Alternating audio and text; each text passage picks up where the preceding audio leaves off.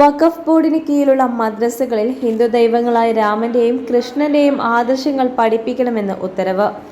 ഇനി മുതൽ സംസ്ഥാനത്തിന് പുറത്തുനിന്നുള്ള കുട്ടികളെ മദ്രസകൾ സ്വീകരിക്കരുതെന്നും വഖഫ് ബോർഡിന്റെ ഉത്തരവ് പറയുന്നു.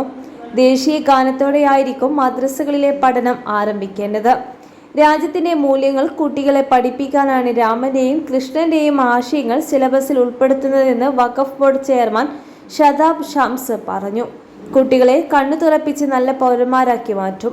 പാക് അധീന കാശ്മീരിലെ മദ്രസകൾ തീവ്രവാദം പഠിപ്പിക്കുകയാണെന്ന് ആരോപിച്ച ചെയർമാൻ ഉത്തരാഖണ്ഡിലെ മദ്രസകൾ ദേശസ്നേഹം പഠിപ്പിക്കുമെന്നും പറഞ്ഞു.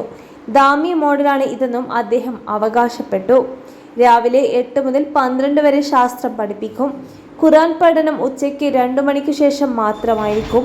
മുൻ സൈനികരാണ് കുട്ടികളെ ദേശീയഗാനം പഠിപ്പിക്കുക. കുട്ടികൾ രാജ്യസ്നേഹം വളർത്താൻ വേണ്ട നടപടികളും സ്വീകരിക്കുമെന്നും അദ്ദേഹം പറഞ്ഞു. ഡെറാഡൂൺ റെയിൽവേ സ്റ്റേഷന് സമീപത്തെ മുസ്ലിം പ്രദേശത്ത് April APJ Abdul Kalam modern മദ്രസ ആരംഭിക്കുമെന്നും ഉത്തരാഖണ്ഡ് മുഖ്യമന്ത്രി പുഷ്കർ സിംഗ് ധാമിയും പറഞ്ഞു. ഡെറാഡൂണിലെ 11 മദ്രസകൾ കഴിഞ്ഞ ദിവസം അധികൃതർ സീൽ ചെയ്തിരുന്നു. സംസ്ഥാന മദ്രസ ബോർഡിലോ വിദ്യാഭ്യാസ ബോർഡിലോ രജിസ്റ്റർ ചെയ്തിട്ടില്ലെന്ന് ആരോപിച്ചായിരുന്നു നടപടി.